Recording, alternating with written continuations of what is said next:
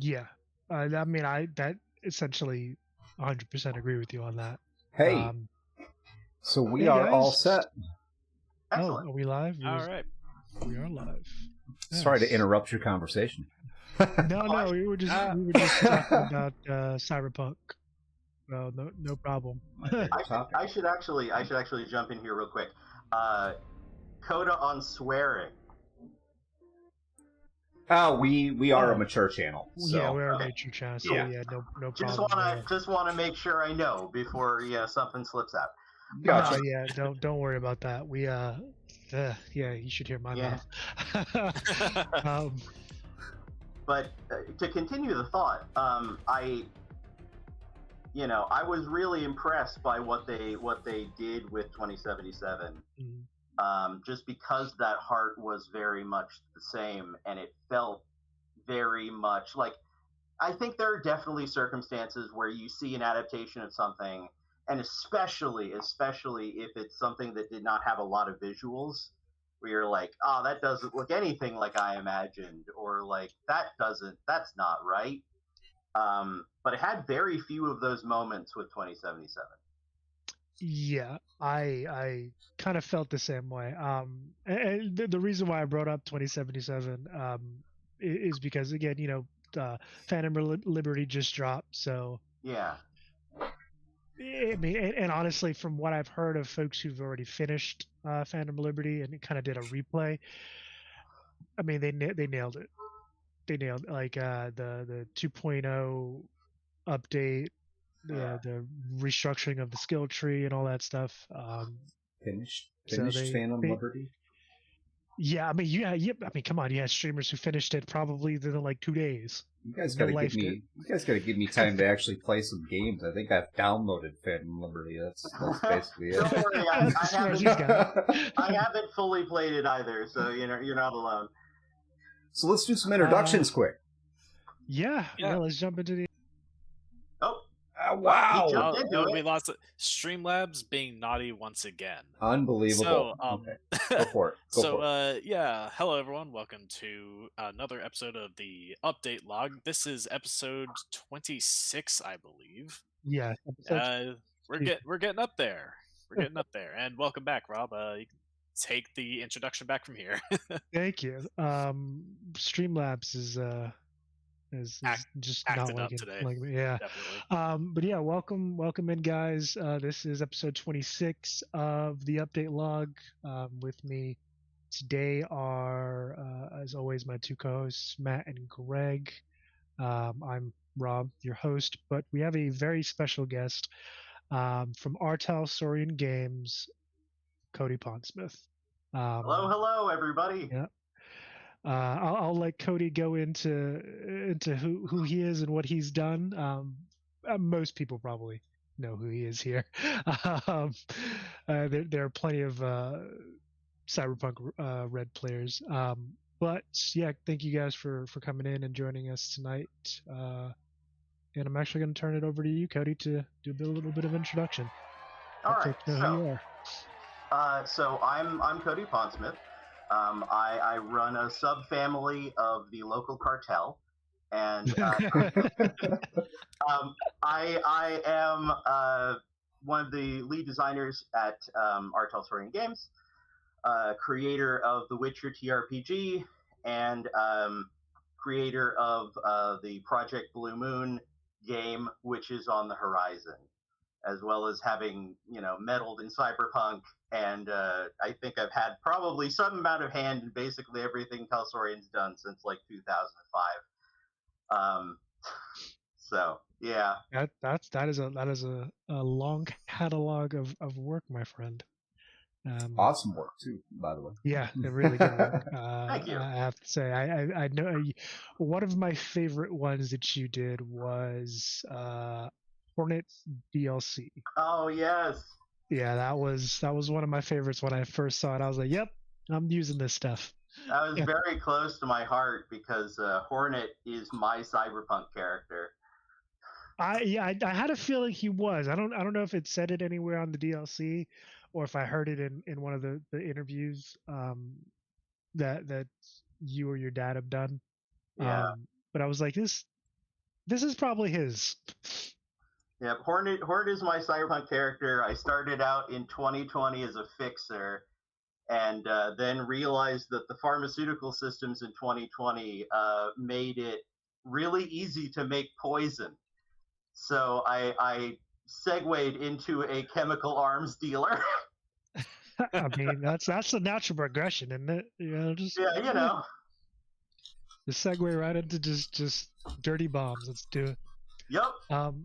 Apparently, Lord Jesus Crust said that the story of you pitching the Witcher TRPG to CDPR is a story. I think we should hear this story. All right. Okay. So, all right. So, when we first kind of got in contact with CD Projekt, they reached out to us about doing Cyberpunk, and after a bunch of stuff, a bunch of back and forth, we said yeah, and we moved forward on that, and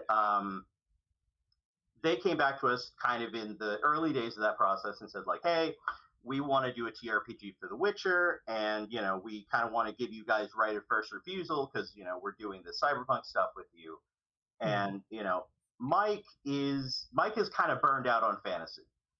He is more of a sci-fi guy, and he wasn't that interested. So he came to me and was like, hey, do you want to work on this thing? And at that time, I had been playing Witcher 2, just obsessively, and the family had been starting to get into the novels and all this stuff. So I said, yeah, absolutely. But the tricky part was that at the time that I always get this mixed up, but at the time that we were first approached about this, I was like 18. And I had never done any professional, game design before. I had done some, private personal game design or whatever, but, I had no idea. So they said like, okay, great. We're going to be going over to Poland to talk about Cyberpunk with them in like a couple months. So you can pitch for, the Witcher TRPG while we're there. Oh, wow. Yeah, sounds good. But I was 18 and nobody ever told me how to do a pitch. So I of course, rather than asking for help, I said, okay, how am I gonna prove to them that I can make a good game based on their franchise? Mm-hmm. And the only thing I could think of was I'll make a game based on their franchise. So I sat down for the next several months and using basically just Witcher 2 and some of the information from the books and Witcher 1, I just wrote the core skeleton of the Witcher TRPG. I compiled it. I wrote it all in Word. I compiled it in this horrible like lime green binder, and just like put it all together. And I came into CDPR headquarters later that year with my horrible green binder, just like scared out of my goddamn mind. And I sat down in their like little common area, and I just like put the binder down, and I said, so I've been thinking a lot about this, and this is kind of what I've come up with. And I just went page by page through that binder with them. It was like, because I had written out all of character creation, I wrote out the core system, and I'm just going through page by page, just talking about the game. And over the course of that meeting, which was about 4 hours, I wound up, because people would come through the common area, I wound up talking to just a ton of people in CDPR, including eventually, by the time I was hitting the end of this spiel, as it were, I was talking with one of their like studio leads about this. And I got to the end, and they said, we're really happy with this. You've managed to do one of the things that we really have been, kind of struggling with, which is making characters that aren't Witchers interesting. And we really like that you have done something to kind of make people want to play something other than a Witcher. Which I wanted to do, but I wanted to do by bringing everybody else up rather than bringing the Witcher down. Because and that's play a definitely Witcher. Exactly. Yeah, like I don't want my Witcher to be gimped just because the Joe Schmo mercenary over there can't do things. Yeah. So the assumption. Oh. No, go ahead. The assumption in Witcher is that if you're playing a man-at-arms, you are not just playing any dude with a sword. You are playing Vernon Roach. You are playing Yorveth. You are playing these named characters who are, maybe not as good at everything as Geralt, but they have their own capabilities where they shine and they feel like hero characters. So I did this whole spiel. They were very impressed apparently, and we moved forward on it. And the tail end of that is that I had written like the whole bones of the game, and then we started getting information about Witcher 3 because I think like a couple weeks after I think it was during that visit they showed us stuff about Witcher 3 for the first time. And I was like, oh, okay, I have to rewrite a lot of this. And I did. I wound up rewriting a bunch of that system after I got my hands on Witcher 3 because I wanted it to feel like Witcher. I wanted somebody who played Witcher 3 to come out of Witcher 3 and go into the TRPG and really feel like they were in the same, world. So, yeah, long story short, I probably did way too much work, but it paid off. I mean, it sure did, because as Lord Jesus Christ was saying, they wanted a proof of concept. You gave them a whole book, like you gave them a whole prototype, essentially, of what the game was going to be, which is far more than most pitches end up being. So I guess that left a very good impression on them. Oh yeah, he's like, I'll do. You know what? You want a proof? Hold my beer. I'm gonna give you a game. It was an interesting experience, definitely. That's honestly, that is a good way to start off the stream with that story. So just some housekeeping stuff for the chat. If you do have any questions, as Greg said, just drop them in the chat and we'll get to them as we see them. So Cody, I guess we need to rewind a little bit because the Witcher TRPG, that was your. I personally don't want to say it was your first official piece of work because you did do stuff with Cyberpunk Red, but let's kind of rewind a little bit and obviously growing up in the industry as you did. And for those of you in the chat who don't know, Cody is the son of Mike Pondsmith, the creator of Cyberpunk. So I'm assuming, and you obviously you can kind of speak to this more than us, but you probably had a very different view into the industry than most kids, kind of growing up. I mean, I think maybe yes and no. Actually, point to that. Technically, Witcher is not the first thing I did officially, but Red came after Witcher. But I worked on Cyberpunk V3 when I was a very young person. So yes, technically that was my first official game design. But I created a lot of the combat animals in Riptide for nice. That's really cool. Anyway, that's really dope. I got into I mean, I was born into the industry to the point where my parents will tell me stories about how they used to set up rows of boxes in the office so that 3-year-old me could run around and not, get out of hand or whatever. Run between people's offices and back and whatnot. But I actually didn't get super into role playing like on my own until I was like junior high school or so. Gotcha. When I found a copy of Teenagers from Outer Space, which is our like very comedy Ursa Yatsura anime high school with aliens kind of situation. And I got Dad to run a pretty long running Teenagers from Outer Space game with me and all my friends. And we were like 10 or 11 or whatever.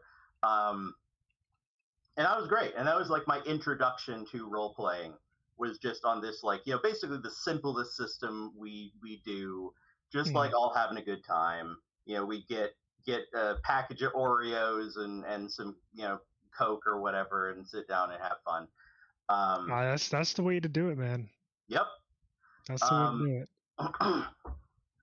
And it kind of branched out from there.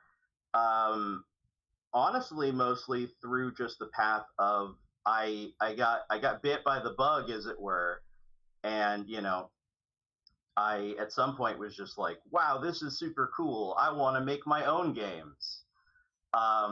So I just like I started out when I was really young doing like just like the fully make believe no rules, just like joint storytelling kind of thing. And then I started working on system, kind of using Fusion as a baseline. And it just kind of evolved from there in that kind of in the weird sort of way.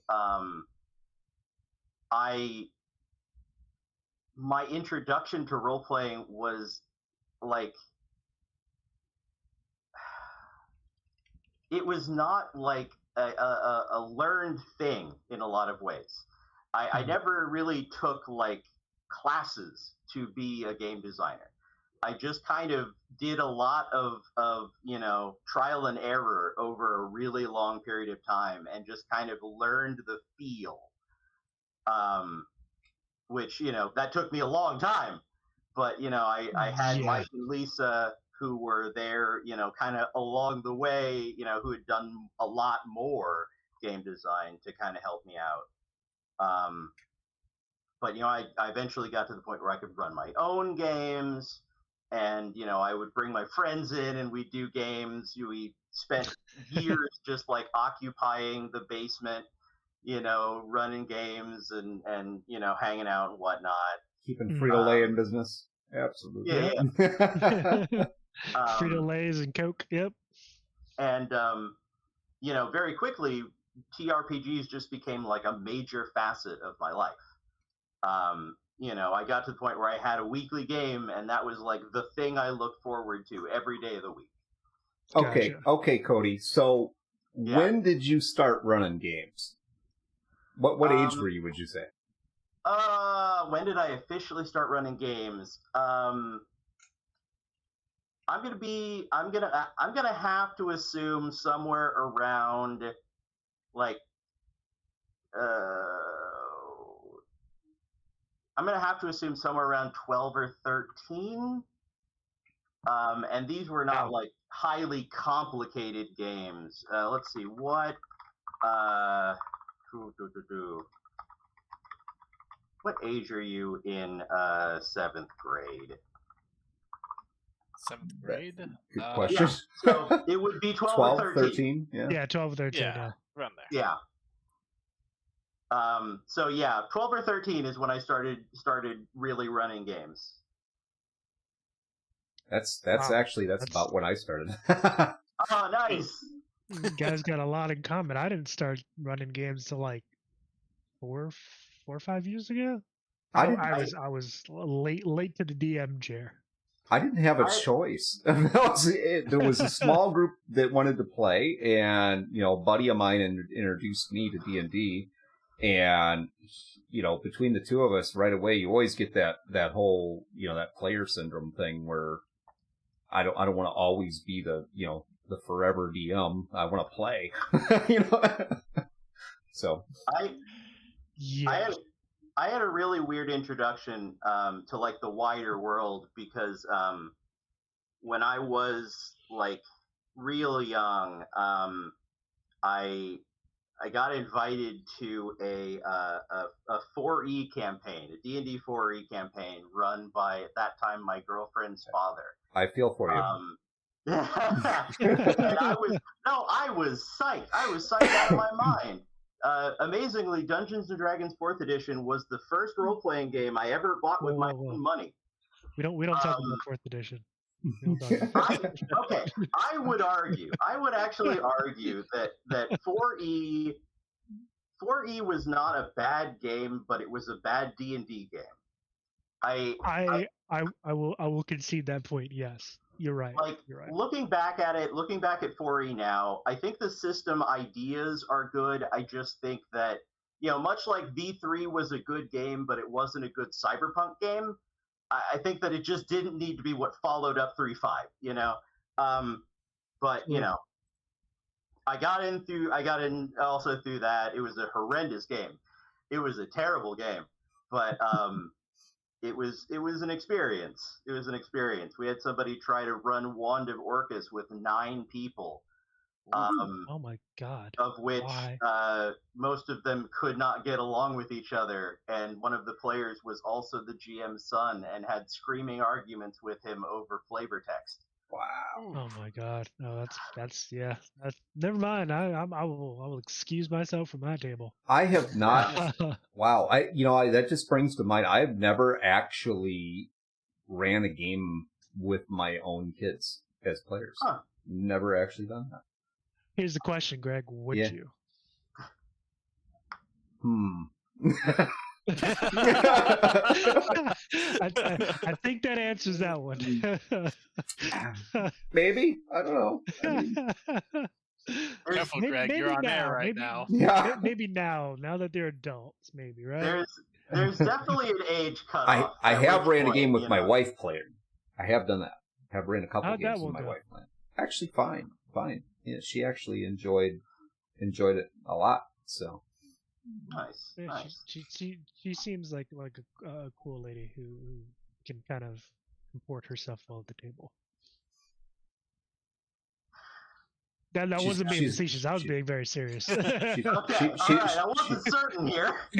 She's better than me, so I mean that doesn't take much. But I mean, that's... I wasn't being facetious at all, guys. I was being serious. I've never met his wife, unfortunately, at least not yet. But she has on occasion been in the background. And she seems like a cool lady. Yeah, we share an office space. So it's a lot of times she's not here now, but I mean a lot of times she's like sitting 5 feet away from me listening to this whole thing. But man, we should get her on the stream one day as a guest to get an outside opinion. So what do you think of this whole thing? She's like, you know what? You're taking too much of a husband's time. You need to stop. No, go ahead, Greg. No, it's pretty cool to see when you first kind of took that first step in running games yourself, and that's I would say that's kind of the challenge for most people. I think a lot of people look at that actually running the game as this huge nightmarish thing that like, oh no, I don't want to be a GM. I don't want to be in that seat. So I mean, what made you decide to do that? I mean, it's really cheesy, but I am a storyteller at heart. So I honestly, in most situations, much prefer to be the game master because it allows me to kind of build the story. I love to prepare things for people and then see how they react to them and things like that. And I benefit from the fact that I've been playing with, some iteration of the same group for basically my entire life. Just my friends who we've kind of grown up playing together. People come, people have gone, but I know them well. and I enjoy telling stories with them. But it was mostly just the fact that like I like being able to build the story and then present it to people, and be able to give people interesting character moments and present interesting conflicts and fights and things like that, more than really playing a single character. I don't tend to like get I have players who get wildly invested in their character.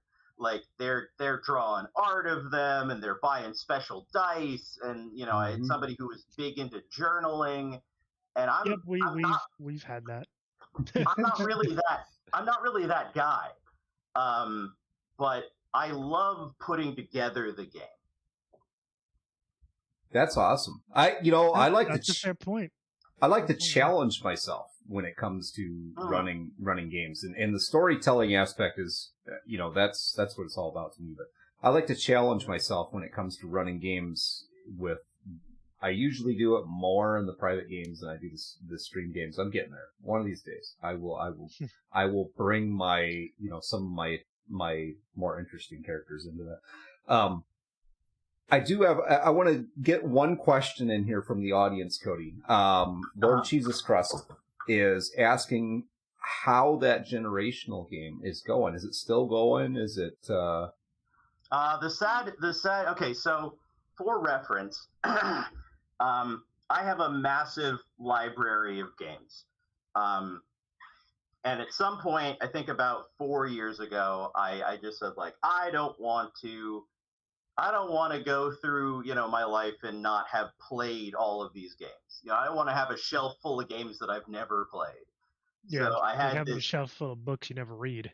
Yeah, I had this amazing and terrible idea that I was going to run a generational game where every player played a character, and then at the end of that campaign, they're pretty short campaigns, everybody would swap one to the left. We would pick a new game, and then everybody would play the basically child or descendant of the character on their right in the new system.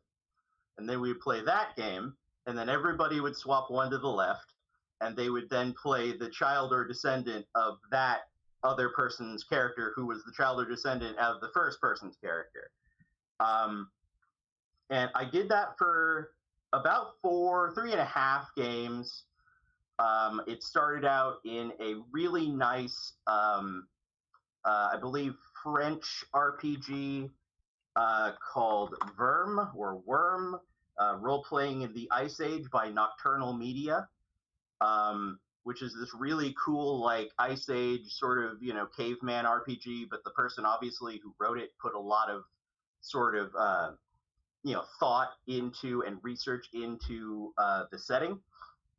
And they were a tribe of cave people, outcast when their island was cursed by a dark spirit, and they had to go on a journey to find a new home. And then we moved to RuneQuest by Chaosium, where they were all the descendants of their caveman characters, and they were basically like relatively well-known sort of like nobles in this Bronze Age society who had to go to a mysterious island and like find out what was at the heart of this mysterious like underground temple thing. And then we got to the end of that game, and we switched over, and that game was going to switch over into actually, I mean, it did switch over into 7th Sea, which that was very interesting because once again, as that sort of system informs the game, I got to see these characters kind of go through a lot of things. It was fun because everybody would like really take to the idea of like, oh no, I am your great granddaughter. Like, Nice. I think of my character as your great granddaughter because I am 7th Sea, published by Chaosium.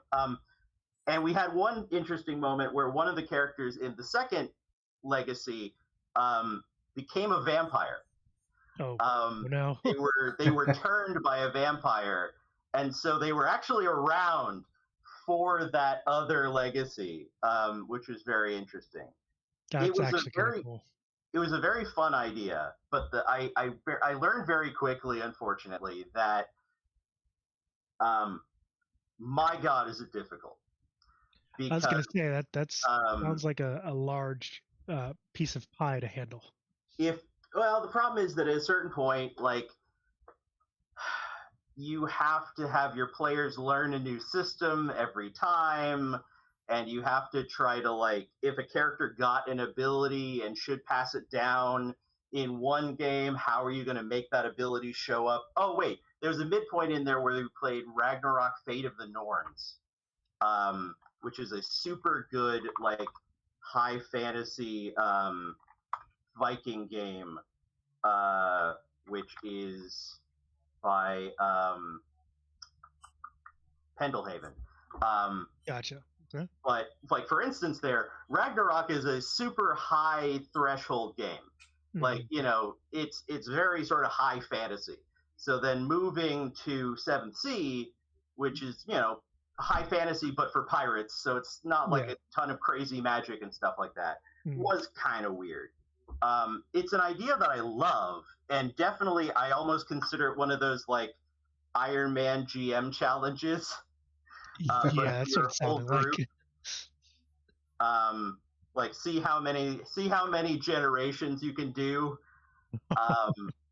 But it is so hard. It is extremely hard. So I'm guessing it kind of petered out a little bit there towards the end. Yeah.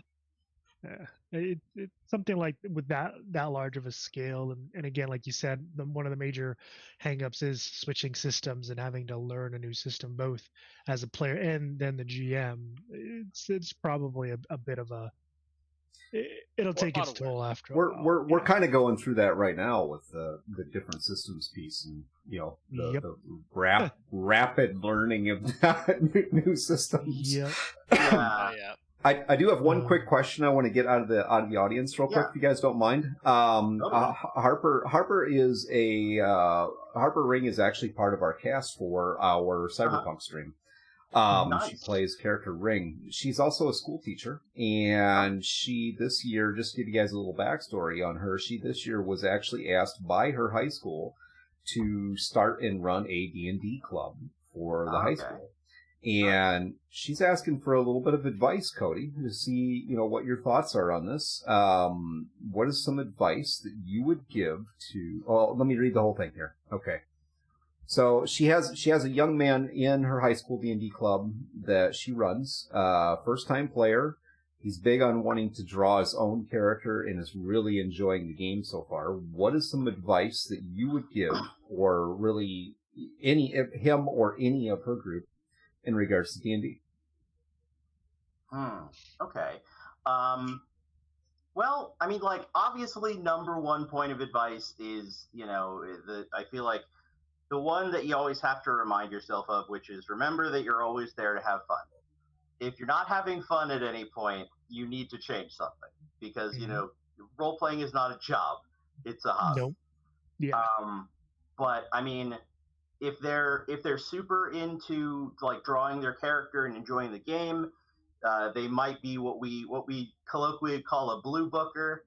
You could, if they're that into it, maybe you know, it'd be an interesting idea for them to, like, journal as their character.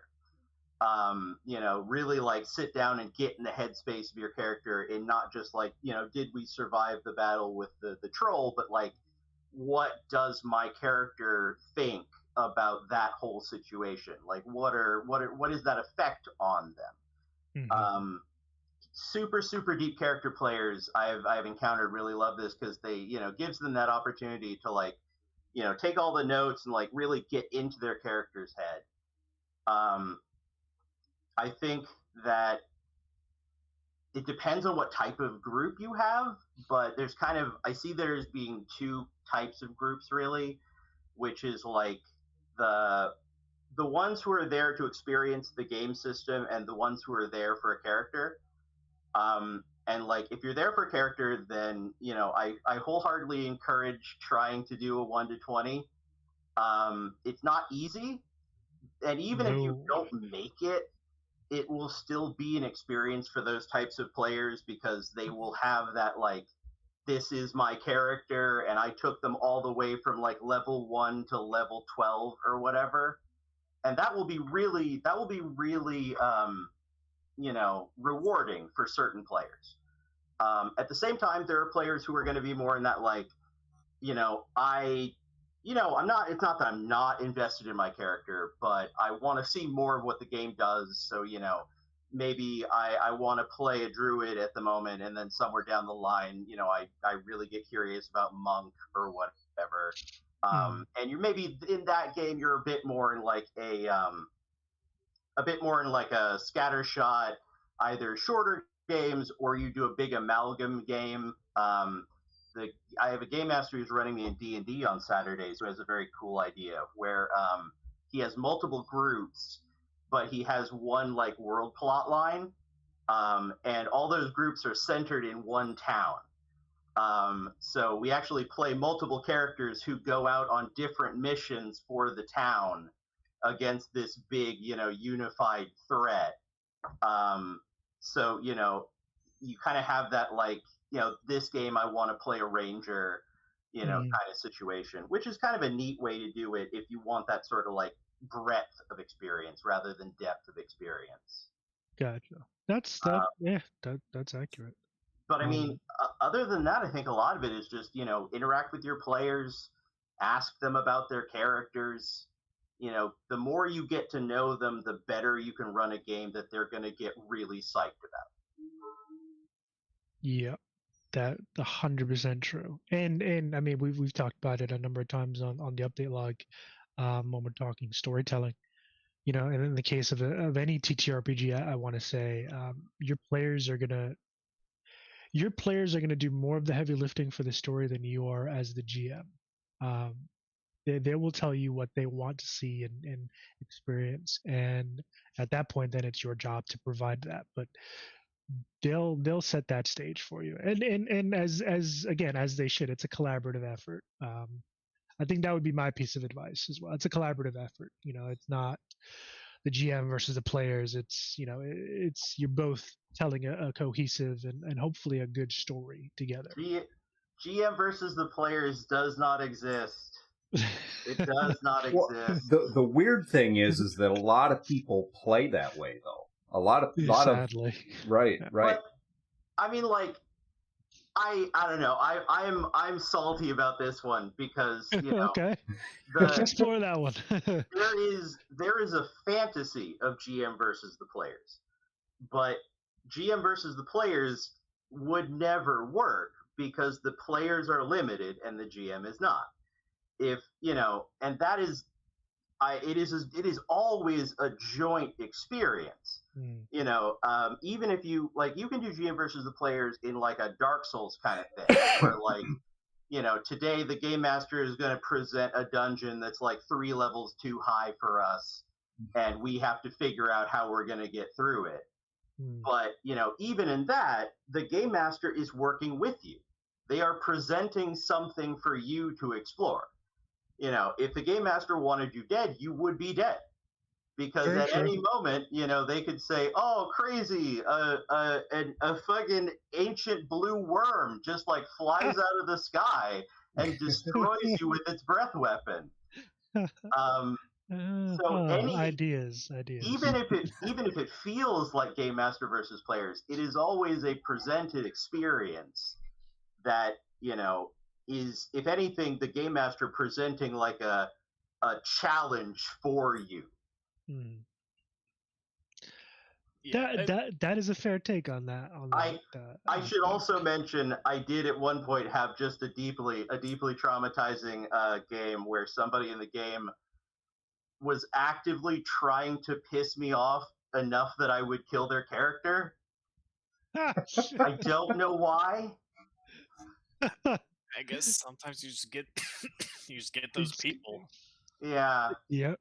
Like I think like in our own games we'll joke around as if, it was players versus DM, but we don't ever like take that seriously. We all know it's all just in good fun.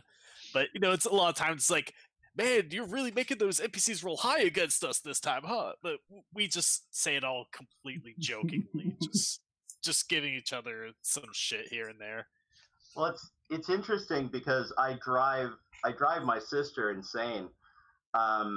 She runs games, and every once in a while I'm in them, and for a while I was driving her absolutely mad because I would get into dangerous situations that were put up, and we would obviously be in a moment where like my character is in mortal danger, and I would just look at her and be like, "No, kill me." Challenge accepted. If you don't kill me right now, I know that you're not going to kill me. And the moment I know you're not going to kill me, any sense of danger in this game is gone. I'm going to do whatever crazy shit I want. Whatever. Because I know you're not going to do anything about it. Right. Sounds like you, Greg. What? No, I would never. But see, Greg knows I will kill him. I have no problem doing it. I have no problem killing players. That's why I play a barbarian in our D&D game, so I can survive the dumb things I do. Yep. See, that's another thing is play stupid games, win stupid prizes. It's another one of my goals out there. First one we were talking about earlier about getting like Mike and Cody on this show, and eventually, I have my bucket list of things, and I'm going to have a T-shirt made. And that T-shirt's going to say, "I was killed by Cody Pondsmith." I mean, it's got to be that way. Yeah. I mean, yeah. That you know what? I want one of those. So kind of to keep the ball rolling. So you obviously you were really exposed at a young age, and like you said, you kind of got bit by the bug, and in terms of the storytelling bug and creating your own worlds and your own games. So it sounds like it was very much not just influenced by Lisa and Mike and their kind of support for that. It was definitely something that just came out of you personally, like, hey, this is what I want to do. So let's fast forward a little bit, and like you said, you started out in Cyberpunk V3, and then that was kind of your first official piece of official content creation. How did that come about? Like, how did that kind of initially kind of fall into your lap, I should say? That came about mostly because, as Talsorian, we went into, deep hibernation when the tabletop industry crashed in like the 90s. And, I was part of kind of poking my parents to be like, this is super cool. We should do this again. And, at that point it was, me, Mike, and Lisa, and that was it. Everybody who had been part of Talsorian had gone off to do other things and, all this stuff or whatever. So I wound up helping on V3 because, at that point I was, in my, like, I think early teens or something like that. And I was like, I really wanted to be involved. And, it was a cool thing to do with my dad, but also, like, I was starting to get into that sort of, like, that interest in role playing. So this was a neat opportunity to, I'm not the lead designer, but I have some tasks, some game design tasks that I can do, to kind of, I guess, cut my teeth on or whatever, but, to just kind of hone the skill a little bit. So like that was kind of how that came to be mostly, and just I was very excited to be part of it, That is actually really awesome. I mean, when the vast majority of us were out thinking of things to do with our dad as being like, depending on where you are in the country, one is go hunting, one is make a Pinewood Derby car. I mean, and yours is to create video, to create these games and these worlds, and that's awesome, man. Yeah, I mean that's why we have what we have now. The Witcher TTRPG and Blue Moon, Project Blue Moon. Not the official name, by the way. Just project name. Working title. Yeah, and we will actually be talking about that here in a bit. But Cody, with both of those, Cody, you are the lead designer on the Witcher 2 TRPG, excuse me, with Lisa Pondsmith, for those of you who don't know, and you are the sole designer on Project Blue Moon. I think. I'm not the sole designer. I have done the majority of it, but I did a bunch of co-design with my partner in crime, James Hutt. Yep. We work very well together because how I was saying, I came into game design through like a very, art not a science sort of like feel the game design. James came at it from a very, technical, like learning the actual statistics and whatnot. So we kind of bounce off each other very nicely. I mean, that's honestly that you mentioned that, and I think that is very much mine and Matt and Greg's relationship. Matt being a recent graduate of Full Sail, and getting his degree in game design, has a very technical look at things, whereas myself and Greg, not having the official coursework to our name, we were very much, while I have the professional experience of working with KDM, it still comes from a very much an art, like, I'm gonna feel this out, see how it feels, see how this jacket feels, and then if it doesn't work, we'll adjust.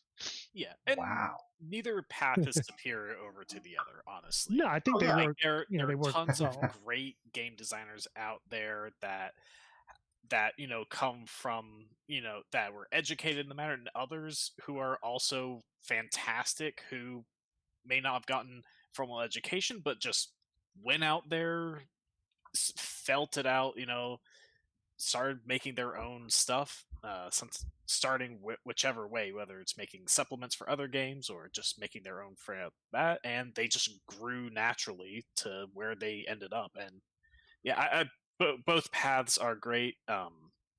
And when people like those two different paths come together, I think they could work together very well. Mm-hmm. Well, for example, like I worked entirely on iteration for a lot of Witcher. It was just like I'd put down numbers and then I'd play test, and if it didn't feel right, I'd change something and then I'd play test, and if it didn't feel right, I'd change something and then I'd do a play test. And it wasn't really until I started working with James that I started like actually calculating the statistics for die rolls and things, because that wasn't how I'd learned to do it. I knew how it should feel, but exactly. I couldn't really explain how I got there. Yeah. It was more of a kind of a natural progression of feeling like, this doesn't feel just right. And you know when you get there. Trust me, our project lead, God bless his soul, sets us down and makes us like roll math and shit 300 times.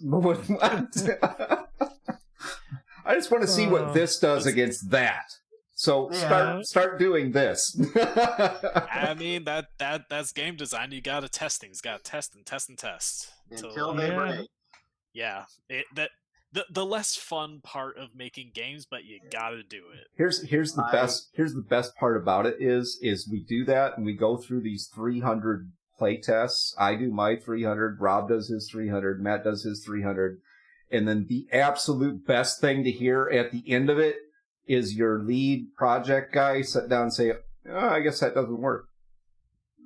Well, I mean, that's how we figure out, though. Sometimes when you're putting something down on paper, it's like, yeah, okay, this looks great. And then you actually try it out and like, ooh, yeah, that part not as good as we thought it was.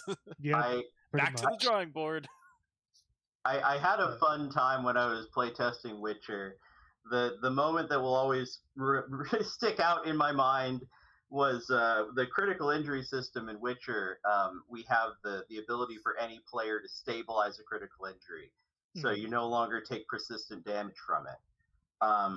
And that did not always exist until I was playtesting a game at the Dreaming Cars and Comics in Seattle, and I had somebody suffer a sucking chest wound, so a collapsed lung, in the middle of a fight with some neckers, and they had trekked out of town to get to this cave of neckers and clear it out or whatever, and the players looked at me and they said, "So what do we do?" I was like, "Well, you have to get him to town to get a doctor." They said, "We're like 2 hours walk from town." And so they just had to watch their friend slowly suffocate to death. And I was like, okay, maybe stabilizing critical injuries is a necessary thing for everyone. Oof. Yeah. Player death usually does inform iteration. You're like, yeah. Oh, wait a minute, wait, you weren't supposed to die like that. Yeah. So, I'm kind of dominating some questions here for you. No, man, go ahead. But I have one curiosity. Well, a couple curiosities actually. As a DM or GM or whatever you want to call it. So many names for your game master, GM, DM now. What would you say what was the very worst moment you ever had as a GM? Okay, the very worst moment I've ever had as a GM. Yeah. See, there's a lot of context behind that. Because, like, are we talking the worst moment in system, or just like the worst dumb thing my players decided to do? That's up to you. I think dumb thing your players decide to do would probably be the more entertaining one. But I mean, I'm gonna say both, because both sound really interesting to hear. Interestingly enough, I haven't. Okay, this leads into an entirely different conversation. I have not really had a lot of times where the system has totally let me down, and that's because I cheat. Say it's not so. I have what I feel is a controversial opinion on game mastering, which is that I feel that the game has to be fun. And if you're not running a game that people are enjoying, why are you running the game? So I have always kind of subscribed to, I heard someone say a long time ago, if the players have entered a dungeon and fought down to the boss and are encountered by a dragon, at what point does the fight with the dragon end? The answer to that question is when fighting the dragon stops being interesting. At the point when your players are just sitting there rolling dice, going, okay, I attack it, 5 damage. I attack it again, 6 damage. Right. I've always felt that, while obviously it's not something you can openly talk about, if people don't really want random chance most of the time, they want an experience. So, I've had a lot of times where the random chance of the dice would have killed my players or had them end a fight too quickly or made them miss a completely easy skill check that they should have no chance of missing. And, I've gone right past that because I'm not going to let one random die roll screw up everybody's good time. Now, on the dumb things my players have done, I have a story. The absolute worst I think I have ever had that wasn't actually like uncomfortable. Somebody gets up and walks out of my game. Was I was running a game, and it was using this magic system that used like kind of mana points kind of thing, but the mana was drawn from your life force or whatever. And it was a very stealth-based game, and the players were supposed to like infiltrate this warehouse and take out some bad guys or whatever. And one of my players who was just like, I don't know what they were thinking. They decided that the best way in a stealth-based game to get to this location was to use magic to leap across the rooftops, just like superhuman Hulk leaping across the rooftops in the middle of New York in the evening, so that they could stealthily get to this warehouse. And at some point I said, okay, you have run out of mana. Like, you cannot do this anymore. You have run out of mana. And they had an ability that allowed them to drain like mana basically out of an enemy character.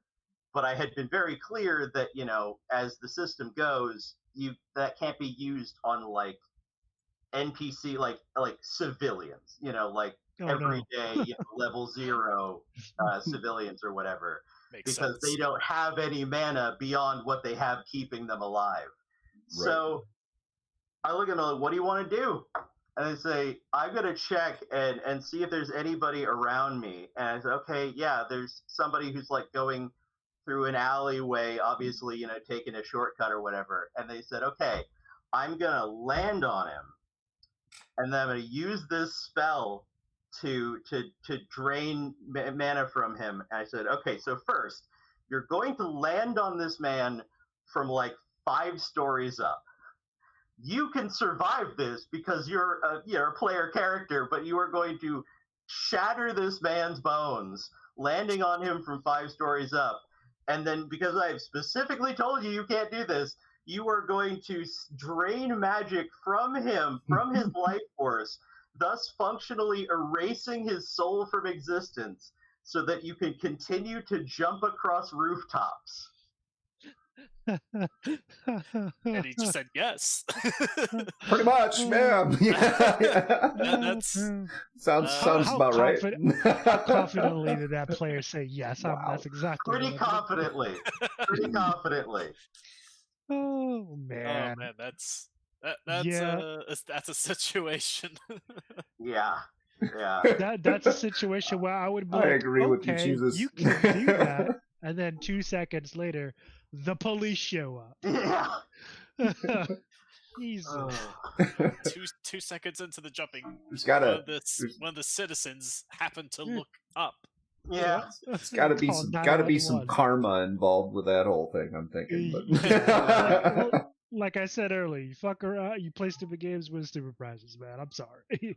No, the best moment of that was one of the other players decided that their best route was to ride a horse through the middle of downtown New York, in which they got to the warehouse and decided that they were going to do the big, like, heroic kick down the doors of the warehouse and, like, you know, charge into battle or whatever.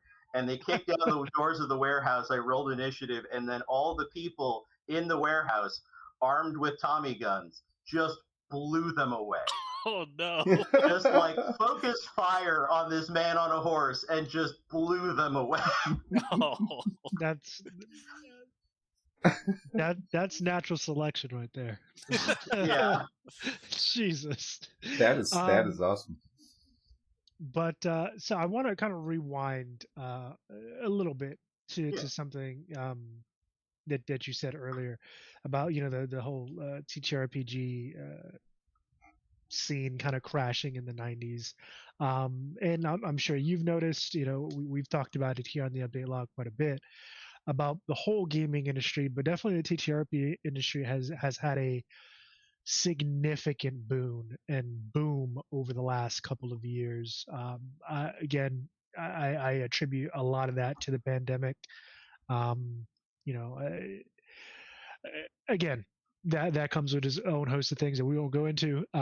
But one of the fallouts of the pandemic was folks had nothing to do but stay home and play video games or do something. And one of those things was TTRPGs or video games in general.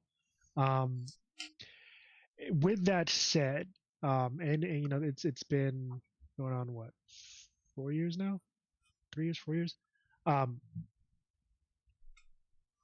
Prior to the pandemic, post-pandemic, the industry definitely has changed.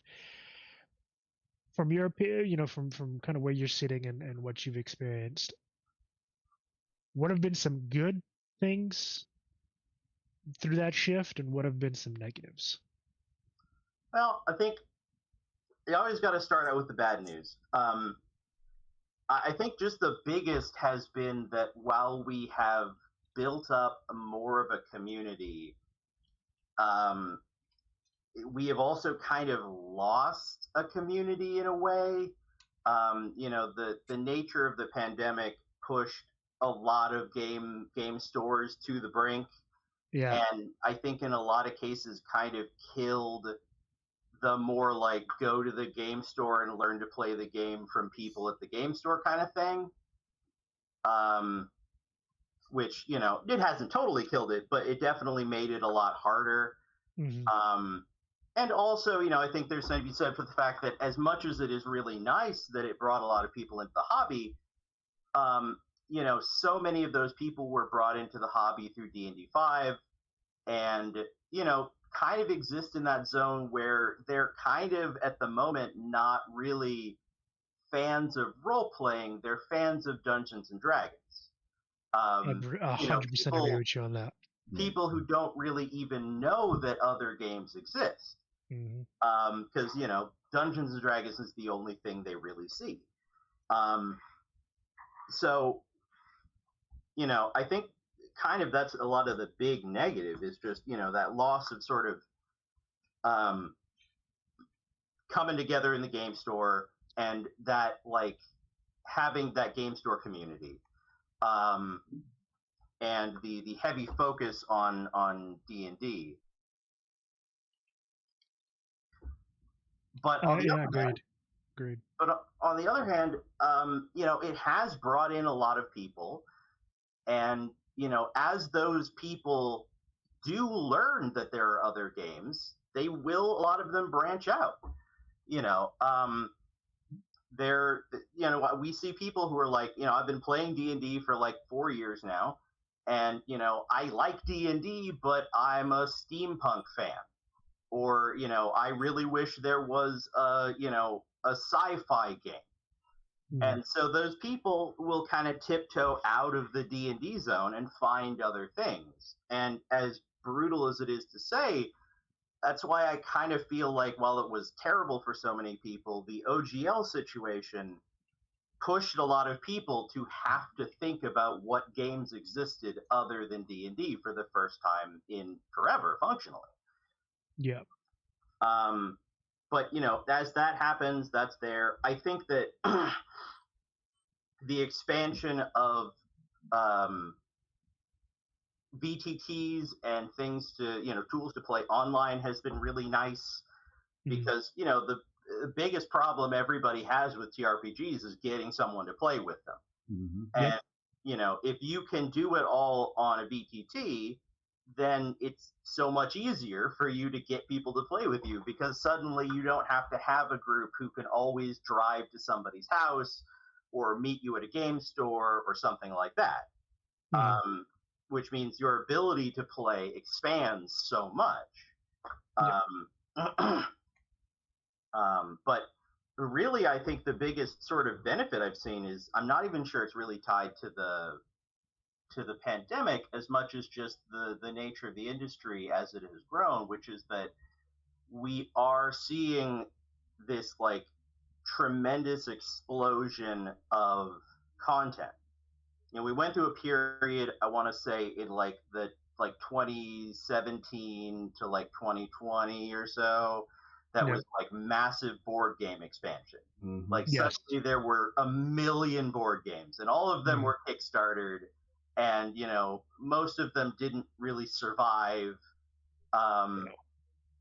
And I think we're starting to see a push into like there's just a lot of TRPGs going, and a lot of them are 5e derivatives and things like that, but a lot of them are just new weird things, which is I love to see. I go to Indie Press Revolution has a booth at like most of the conventions we go to, and I go to our IPR's booth every event I can, because I go there and they're like, here's 40 new games that a bunch of people have made, and you get to see young designers and new designers, and older designers who were working on other things but have now branched off to do the thing they really wanted to do or whatever. And you get to see that creativity kind of unbound by making it fit within a company's sort of idea. You can get the person doing like Thirsty Sword Lesbians, or a lot of others in that zone, that if they had to go through a publishing company, that probably would not make it through. They're just these weird games that are not quite the norm. I'm not saying that they're not socially acceptable, but they're not safe. They're definitely definitely niche. They're not like the safe, everybody's done this, kind of games. And that's what I love to see, and I love to see that it's expanding so much, because it's nice to see people being able to kind of break out of the mold more and more. I agree. I agree with that one. I don't have a lot of those games, but I've been buying those games mainly just to kind of see, the idea is to see what is out there, what creative ideas are out there, and maybe I was Roman in a previous life, but I kind of look at it as I want to see what people are doing so I can expand my own repertoire, so I can kind of expand my own mind and creativity. What can I do with this? Yeah.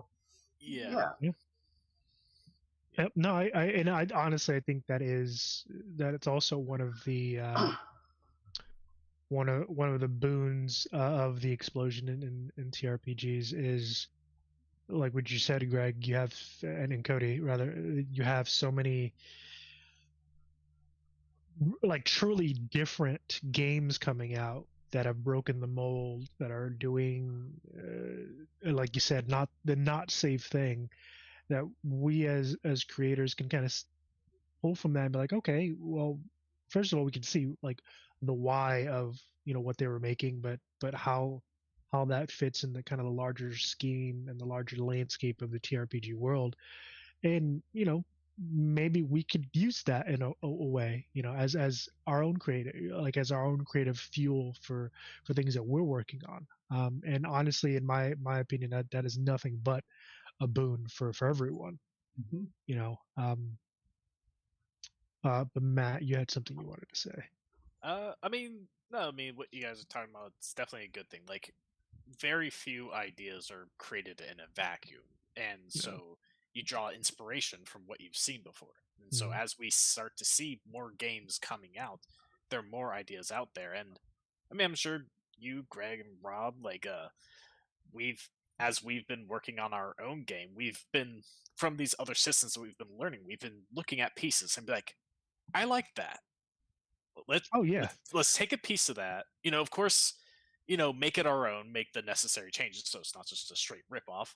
Yeah. But it's like taking inspiration from a bunch of different games, creating this whole patchwork almost, and making them all work together. How does it fit into our story?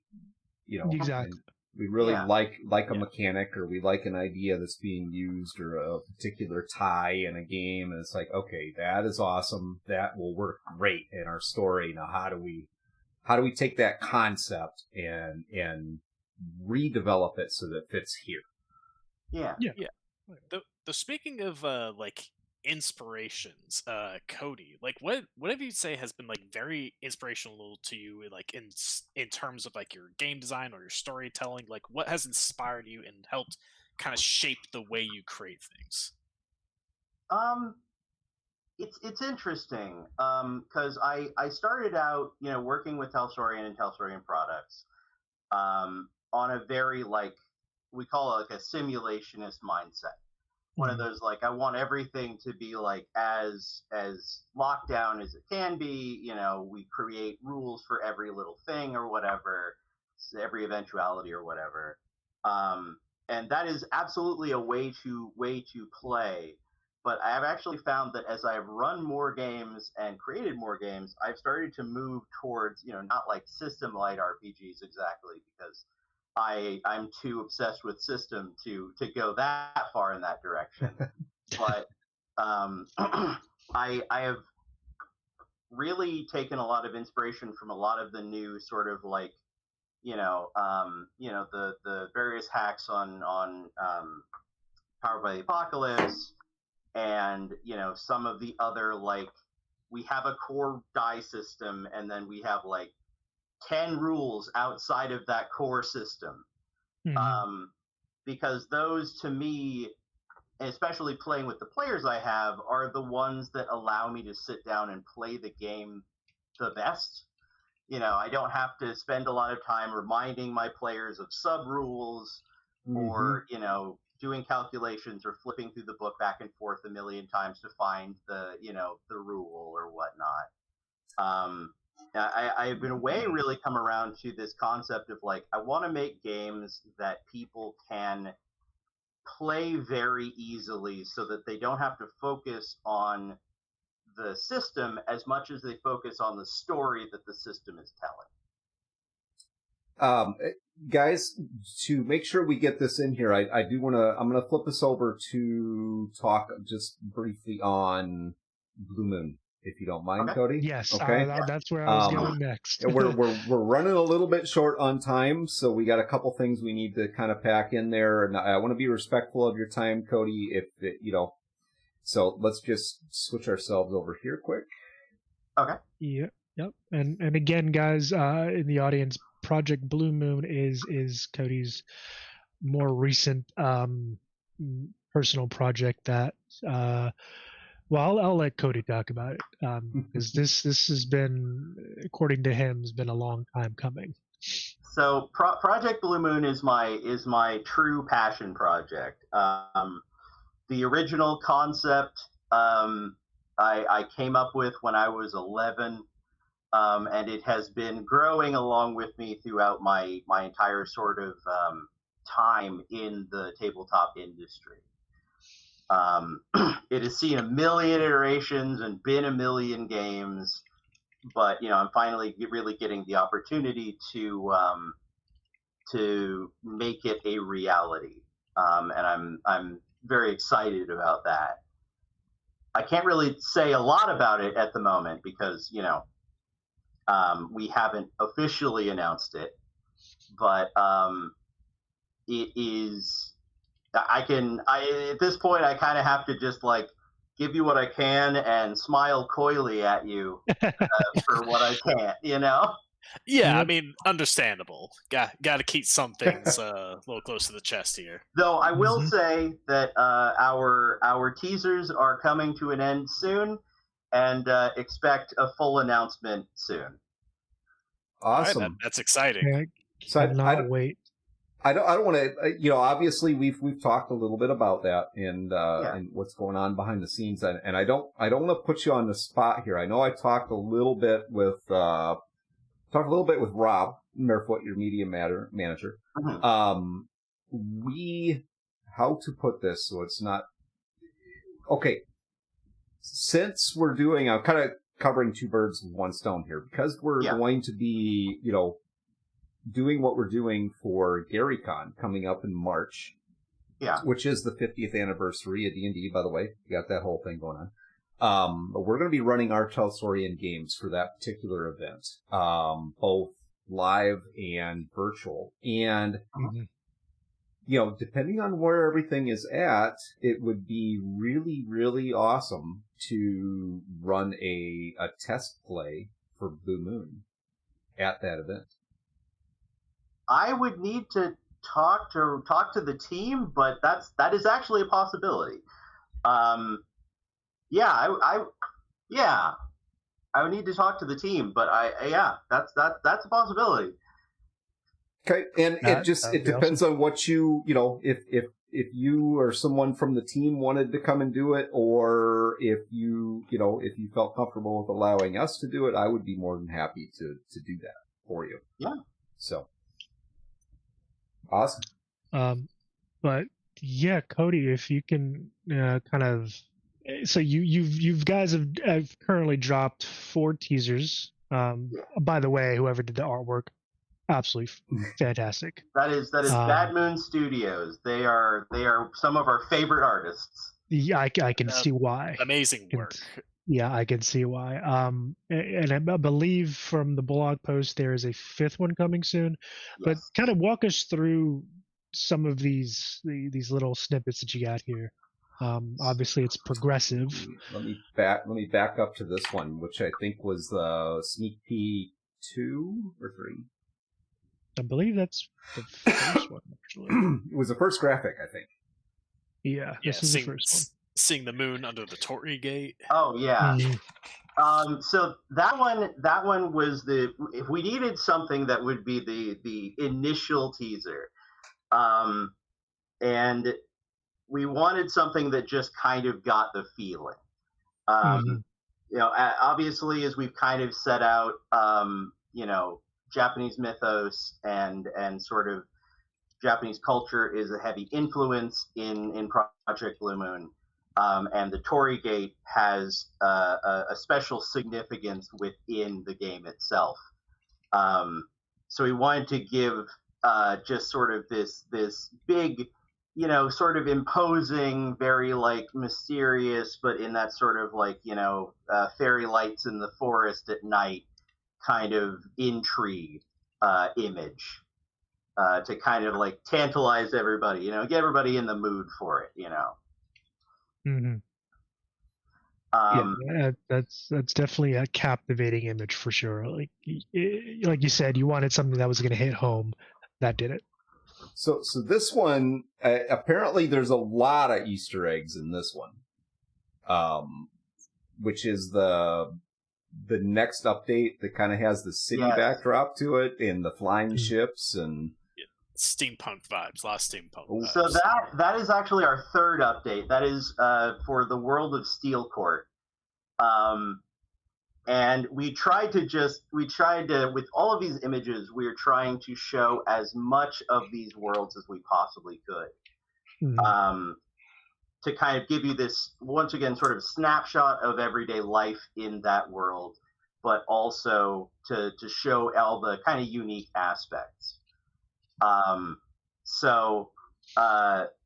The immediate, really obvious part on this piece is the gorilla and the octopus on the bridge, which are these like massive, extremely complex clockwork and steam devices, because we've kind of set up Steel Court as this setting where you know, it's very alt history and has a lot of sort of steampunk elements in that these sort of animal themed creatures, these not quite golems, are replacing sort of traditional you know, cranes and bulldozers and things like that. So for instance, the gorilla in sort of the middle ground of the image, you can see the little boy riding, sort of piloting up on the back of it, and is carrying these big, you know, eye bars,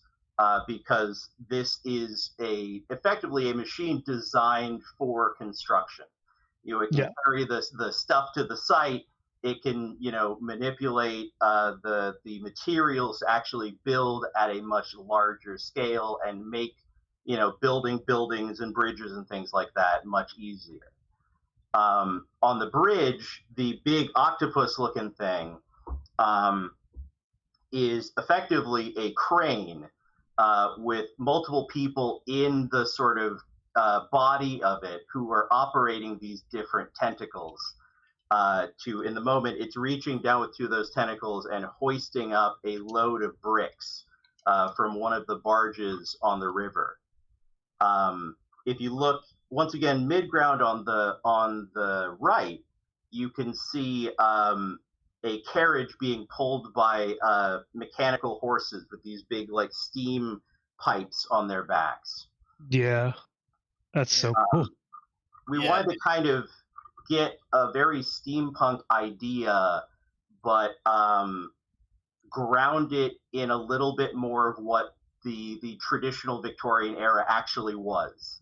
Mm-hmm. So this is still a time period where 75% of the people in England are living hand to mouth, working terrible, abusive jobs in factories, and barely making any money to support themselves. We wanted to kind of bring those fantastical elements without kind of glossing over the more complicated parts of Victorian society. Yeah. So I'm gonna go ahead. I'm gonna throw up the next image. Oh, one more thing though, because I saw the note about that. Yeah. On the airships, which you can see at the top, we wanted to have airships, and we wanted to have them be genuinely airships. So that's why they are. They look like ships. they're not designed as Zeppelins. They are just designed as ships that have a big gas bag on them. We wanted this sort of like very regal, very like the midpoint in Stardust, where they're on the ships with the lightning collectors. I was gonna say that exactly. That's giving me Stardust vibes, which is a fantastic movie. The Stardust. I tell you what, and may or may not, but when I am looking at this image in particular, and I am an absolutely huge fan, Arcane is what comes to mind, and that just that was really a good, that's exciting for me. I have we blended some of the story elements of Arcane into a cyberpunk campaign. Oh, nice. Nice. So one of the characters, yeah. Well, we took the concept behind Jinx and Powder, and we developed a character arc to do that in cyberpunk. But anyway, that's cool. Nice. Yeah. How can we drive this character insane? That's pretty much essentially what it boiled down to. But ready for the next image? Yeah. Do you have the Nikatsu Kuni image, the one with the big tree? Because that was our second second one. Well, you know what? I'm gonna put the most recent one up, and I will go grab that image while you guys are talking about it. So this is one of my favorites. This is 5th Street. It is, as I'm sure you can figure at this point, heavily like 1920s mobster fiction, film noir influenced. Yeah, love that type of setting. It is such a good time period that we wanted to really do some exciting stuff with it. And as we kind of described a little bit in the teaser for this, 5th Street is a almost cinematic world. So, for instance, the scene we see here with this car chase, we wanted to place our character with the lock of blue hair, our visitor, as some people have called them. Yeah, I was gonna say he looks familiar. Just sitting there smoking a cigarette under an awning, because this is daily life in this place. This is a world where you will find cop chases, high-speed chases between the cops and mafia gunmen. And if you look up in the top left of the image, one of the lit windows, we see into this like tender sort of like Gone with the Wind moment of romance between two people that is like silhouetted in the window. And over on kind of the center of the picture, under the Brant's Hotel sign, you can see a fist fight happening on one of the rooftops, being lit by the neon of the Brant Hotel sign. Oh. Yep, I did notice that. Yeah. So yeah, like I mean, it gives, like you said, it gives very much 1920s, early 1900s, just that kind of feel to it. The glitz and glamour that kind of paints over the kind of rough and tumble and gritty, kind of dirty feel that kind of came with that era. in human history. Yeah. Yeah. So it's actually interesting because this image is the only image in our teaser so far that is actually depicted at a slight angle, because we wanted to show that action. We wanted to show that sort of like high impact, sort of action movie, feeling, as it were. Yeah, the angle does well to kind of accentuate the action going on. Because if there's a bunch of stuff going on, you're probably not gonna, if you're like someone looking on, you're probably not just gonna be standing straight, having the most level view of this crazy stuff happening. You're moving, so slanting the angles like almost the person's perspective as they're watching. Yeah. And also, it gives it a very much cinematic feel, which I definitely can get behind.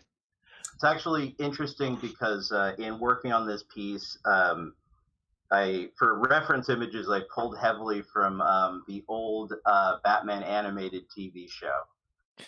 Oh, that's a classic. I've always loved the way they depicted Gotham. Yeah. As a matter of fact, I can see that. I can see it too. Hold on, where is that? I believe. All right, so just tell me when you're ready for the big tree, and yes, Jesus, you're gonna get a surprise.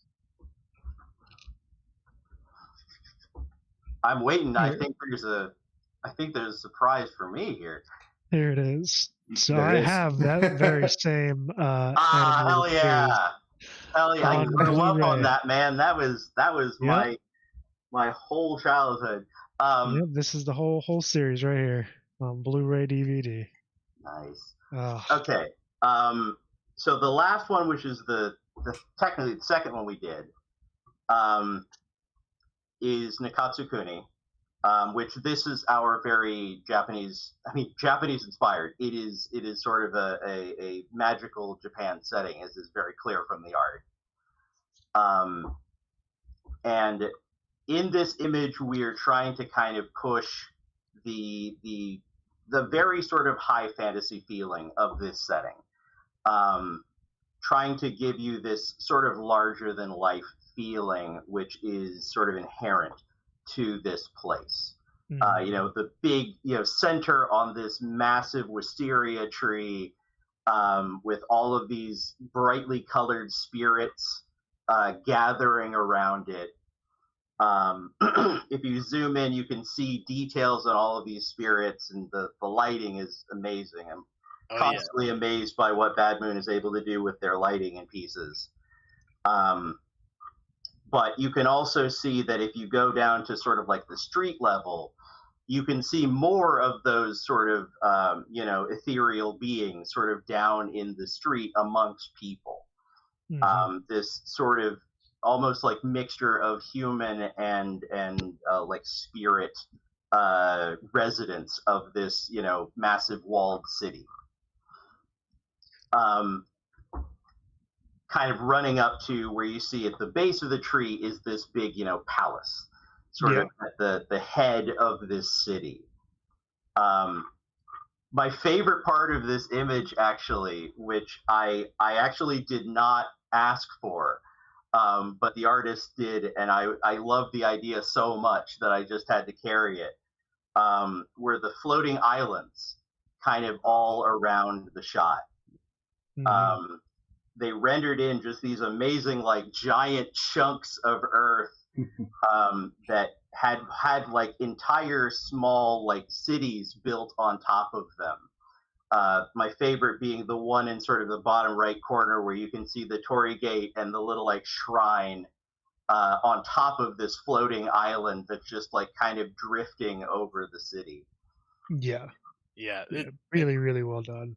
It's an amazing piece of artwork. Also, bonus points to the fact that that's a rising sun, where Japan is known as the land of the rising sun. Very much keeping in with the themes there. Yep. It is very interesting because, we are trying to present a number of different settings in very distinct terms. We want every setting to really stand out as its own thing. And then that makes, let's say, that makes their interactions in the game more interesting. Mm-hmm. Be as vague as I can be about that one. Yeah, I'm very interested to see how these very different environments are going to interact together. I'm very interested in seeing how that all works. That definitely gonna be keeping my eye out for when more news comes out. The last big teaser is going to be on November 30th. And that is the one we have teased, which I've seen a lot of speculation on what that one is going to be. I'm very excited to see how people react, because the fun thing for me is that, you know, these pieces that you guys are looking at are ideas that I have had since I was like 14. You know, part of the reason I love the big steam gorilla so much is because I was describing those things in games with my friends when I was like 15. And now, you know, I'm getting to see them fully depicted in art, and it's really magical, honestly. Yeah, the dream come true, essentially. Yeah. Yeah, I mean, yeah, that's the goal, right? You know, once you get bit by that bug, you want to see what's in here, showcased out here, and it's good that, you know, first of all, thank you for bringing that to us. I can't wait to play it and see, you know, step into that interesting world, because if the art's any indication, it's going to be one hell of a ride. Well, definitely, yeah, sure. it definitely presents something very, very new, and different, and I'm excited. I'm really excited for it.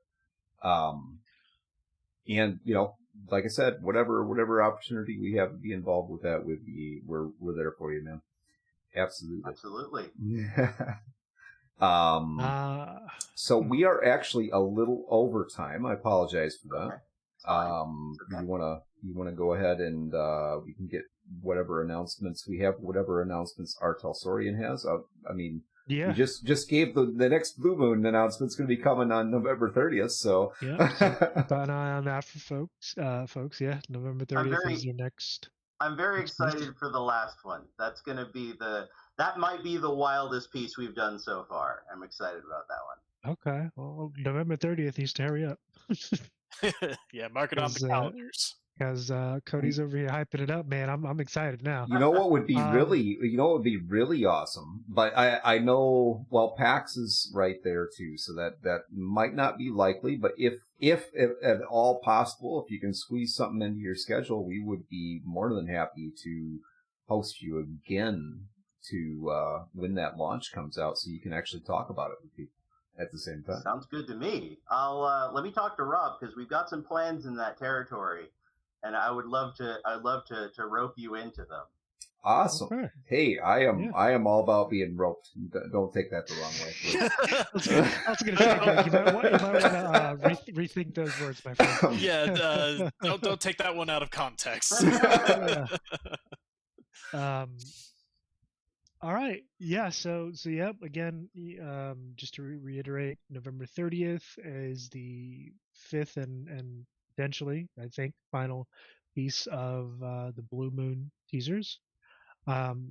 As for the update log, joining us, you know, again next week, same time, same place, for another follow-on episode. Topic to be determined. There's a lot going on. It's hard to just pick one thing. But then the 15th, is it? Yes. Greg, you can correct 2 weeks from now. 2 weeks from now, we're actually hosting, and I always mispronounce his Thomas Herenstam. Yep, there we go. Thomas Herenstam, one of the co-founders and lead designers of Free League Press. Ooh, that's gonna be cool. Yeah. We'll be announcing that on our Discord. So guys who are not part of Discord, do join. That's where we keep everyone up to date. You can also interact with myself, Matt, and Greg directly. So I believe that's all we have for the update log for the next couple of weeks. We will have some. We haven't put any games up on the GaryCon website yet. We've been kind of working with working with Rob Barefoot from Artel Sorian a little bit on that one. So we will be putting games up hopefully over the next week here. So if you are looking to get into some live games of either The Witcher or Cyberpunk Red, or who knows what else might be on there, then definitely keep an eye out and make sure you sign up for those games for GaryCon. They are both virtual and tabletop live, so even if you're not able to attend the event, please do go. Feel free to get engaged with the virtual events that are going to be there as well. And just an FYI for you, we will have some limited support from Artel Sorian. They didn't actually plan on having a booth there, but they will be there to assist with games, things like that. And Mike Pondsmith is also going to be there live to kind of commemorate the 50th anniversary of D&D, and just be Mike. I mean, come on. Are you possibly going to be there, Cody? I don't know, actually. I'll have to check. I'm not actually certain. At a certain point, I look up from working on games and I say, "Hey, am I going somewhere?" And they say, "Yeah, you're going here. Here's your ticket." Gotcha. That sounds about right. I just need to know, so I know whether I need to have my shirt made by then or not. For my Killed by Cody Pondsmith.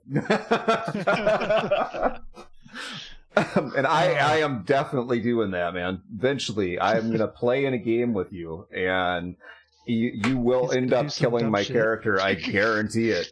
Probably because I frustrated the hell out of you. You're just like, I'll bring my best.